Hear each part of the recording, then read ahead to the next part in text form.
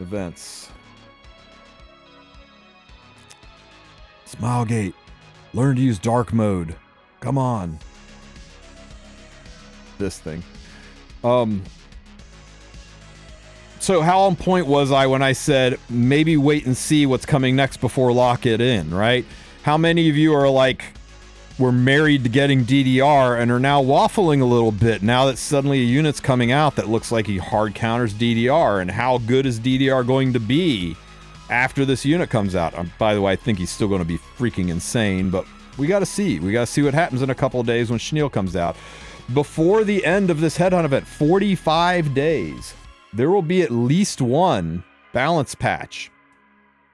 Look what this last balance patch did. Look what this did to Silverblade Aramentha. Look what this did to Mort. Look what this did to Designer Lilibet. Look what this didn't do to Pirate Captain Flan. Ouch.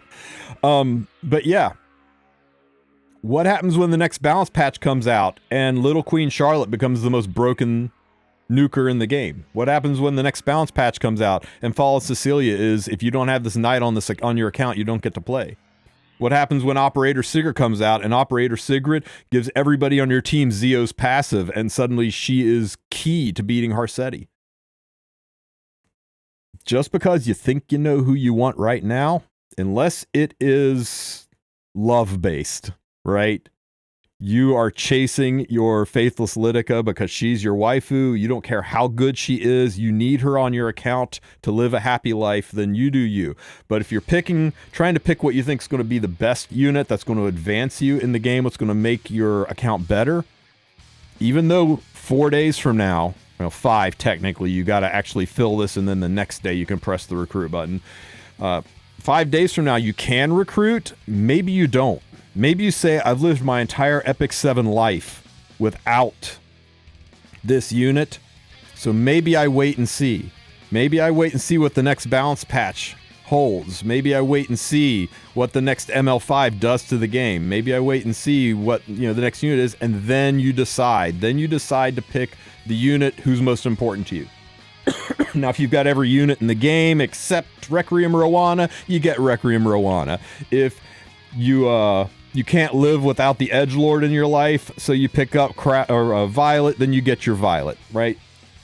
I'm not going to tell anybody to not get the unit that they love and want.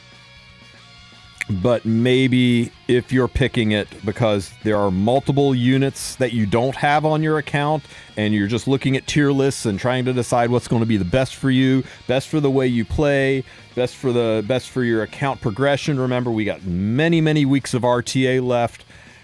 It's too late for Guild Wars. That's over. We've got many weeks of Arena left. There's no competitive reason for you to make a snap decision and pick up a unit and then have regrets later, because there's no going back. Once you recruit it, it's on your account, it's yours. No amount of support tickets to Smilegate saying, yeah, I kind of locked this in by accident. Can you maybe unlock it and let me pick it up? They're going to laugh and say, no, wait until next year when we do it again. So, yeah, think about that.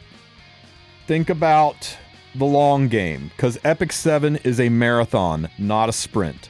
And it's really easy to get caught up in the hype and go, finally, I'm not going to be the only guy left in Epic 7 that doesn't have Spectre Tenebria. Finally, in 5 days, I get Spectre Tenebria on my account, and I'm so excited about it. I'm missing a bunch of other units, but every guide I look at, there's Spectre Tenebria, and you pick her, and you lock her in, and then a balance patch drops. And it makes other things so insane that you have serious regrets. So really think about that before you lock it in. Before you lock it in, really think about the future and should I go for it right now. In the meantime, be staring at you. It can be Thafai going, that's right. Anytime, 5 days to 45 days, anytime in that window, I can grab Stenny when I'm ready for it.